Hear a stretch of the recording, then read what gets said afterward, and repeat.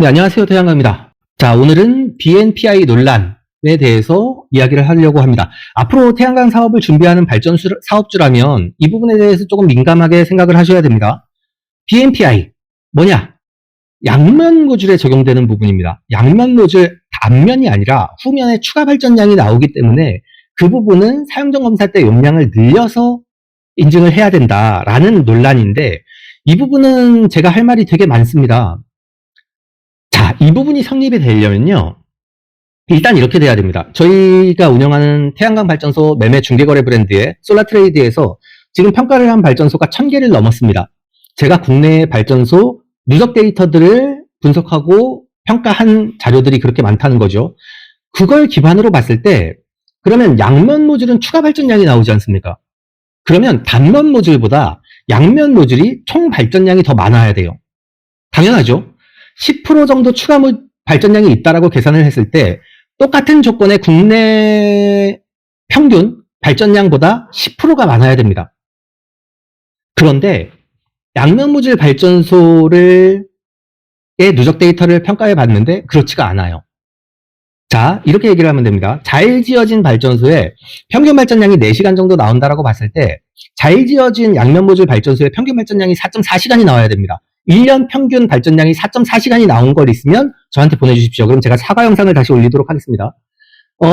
솔라엣지라는 브랜드에서 인버터가 나왔을 때 각 모듈에 대해서 추적 시스템을 달고 그러면 발전량이 엄청나게 많아진다라는 얘기를 했습니다. 그때 제가 제조회사 관계자들한테 요구를 했던 게 그겁니다. 데이터를 줘라. 데이터를 주면 내가 분석을 할 수가 있다. 그래서 정말 발전량이 그렇게 많이 나온다면 나도 홍보에 적극적으로 도움을 줄 수 있다라고 얘기를 했는데 그것도 못 받았어요. 왜냐하면 동일한 발전소에서 제가 가지고 있는 데이터와 인버터를 바꾸고 난 다음에 데이터가 발생한 게 있었을 거거든요. 저는 이전 데이터를 가지고 있고 그걸 달라고 했는데도 못 받았습니다. 무슨 얘기냐 하면 기술력이 좋아진 게 맞아요. 추가 발전량이 나오는 것도 맞아요. 그런데 양면 모듈에서 발전량이 10% 이상 더 나오질 않는다는 겁니다. 물론 지역적인 특성이 있어요. 강원도 연천, 철원, 파주에서 태양광 발전소를 하는 거랑 해남에서 태양광 발전소를 하는 거는 차이가 납니다. 많이 납니다. 특히나 겨울철 발전량 같은 경우는 너무 많이 나고요. 지역적인 특성이 아니라 지형적인 특성에서도 발전량의 차이는 너무 많이 납니다.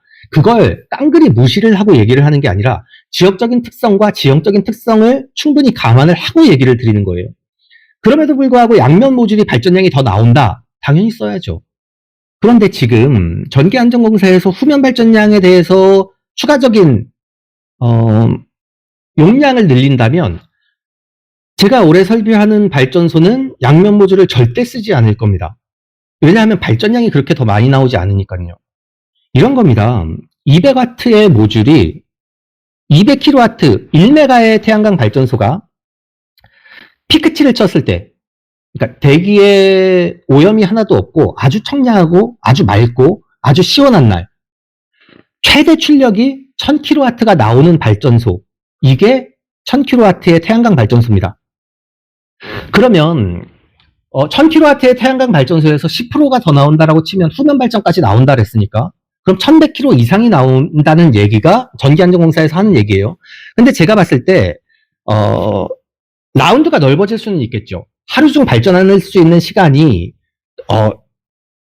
정상적으로 가면 이렇게 높은데 양면 모듈은 조금 더 넓게 발전을 한다. 그래서 발전 시간이 많아진다라고 표현을 할 수도 있겠지만 그렇게 되면 전체 발전량이 많아져야 됩니다. 근데 제가 분석한 데이터로는 양면 모듈이 다소 발전량이 많을 수는 있다라고는 평가를 할 수 있지만 10% 이상 발전량이 더 나옵니다라고는 평가를 할 수가 없습니다. 그러면 양면 모듈을 왜 써요? 가격이 똑같고 추가 발전량이 나오니까 양면 모듈을 쓰는 거거든요. 그런데 그게 아니라 900kW 설비를 했는데 양면이기 때문에 1000kW의 인증을 받아야 한다. 그럼 양면을 쓰면 안 되죠. 이걸 알고 지금 이걸 하려고 하는 건지 이걸 모르기 때문에 이걸 하려고 하는 건지 저는 되게 의심스럽습니다. 전기안전공사에서도 무언가 기준이 있겠죠. 그런데 이 정책을 잘못 쓰면 양면 모듈에 대한 기술 개발이나 생산이나 판매, 유통이 확 줄어버릴 겁니다. 당연하겠죠. 900kW의 설비를 했는데 1메가로 인증을 받아야 되고 사용전 검사 필증에 1메가로 나와요. 그럼 단면을 1메가를 해야죠. 발전량이 더 많은 게 아니니까. 발전량이 더 많으면 무조건 그렇게 할 수 있어요. 검토할 수 있어요. 근데 제가 봤던 데이터로는 그렇게 나오지가 않았습니다. 자, 15년이 지난 발전소가 어떻게 될까요? 제가 16년 차 발전소, 작년에 매입한 발전소가 16년 차인데 인버터가 고장이 나고 리셋을 했습니다. 고치느라고.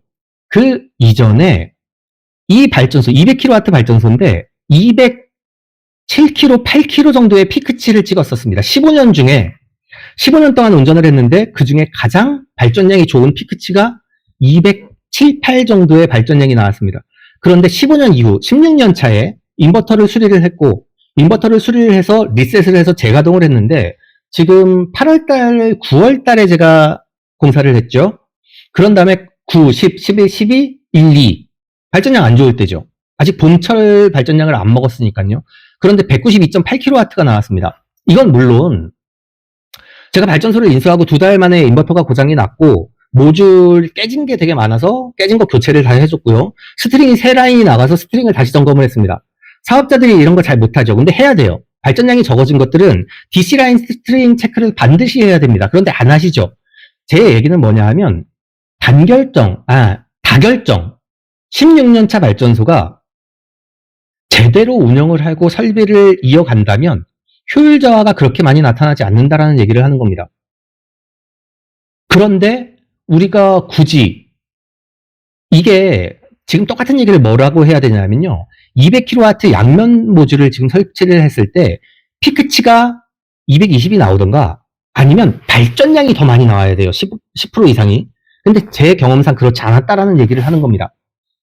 지금도 발전량이 이렇게 잘 나오고 단면 모듈들이 이렇게 검증이 됐으면 저는 지금 리파워링 1MW를 인허가를 다 받고 지금 개통을 기다리고 있는데 올해 풀리지 않을까라고 생각을 하고 있어요. 여기에 9월달에 이 이슈가 있다면 양면 모듈을 절대로 사용하지 않을 겁니다. 그리고 저는 앞으로도 계속 내 고객들한테 이렇게 얘기를 할 거예요. 그럼 양면 모듈 시장은 어떻게 되겠습니까? 제대로 안 되겠죠. 제대로 될 수가 없죠. 이런 상황에서. 가격이 더 싸기를 하나? 가격은 동일하다는 전제 조건 하에. 그러면 굳이 양면 모듈을 왜 써야 합니까?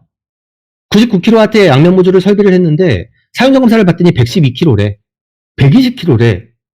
그러면 저압반 넣어야 되네? 안 되는 거죠. 이렇게 설비를 할 수가 없는 거예요. 그래서 저는 일단 9월 20일까지 유예가 되기는 했는데 왜 이렇게 정책을 쓰는지 매우 의심스럽습니다.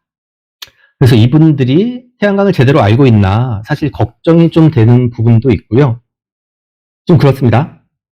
자, 양면 모듈 이슈도 여기까지 하고 나머지 내용은 내일로 또 이어가도록 하겠습니다. 감사합니다. 가짜뉴스와 잘못된 정보들이 넘쳐나고 있습니다. 스팸과 사기꾼 예방을 위해서 참여가 필요합니다. 첫 번째, 3개의 점을 눌러주세요. 두 번째, 신고를 클릭해주세요. 세 번째, 스팸 또는 오해 소지가 있는 컨텐츠를 선택하세요. 네 번째, 대량 광고 또는 사용자를 현혹하는 컨텐츠를 클릭하세요. 다섯 번째, 싫어요를 눌러주세요.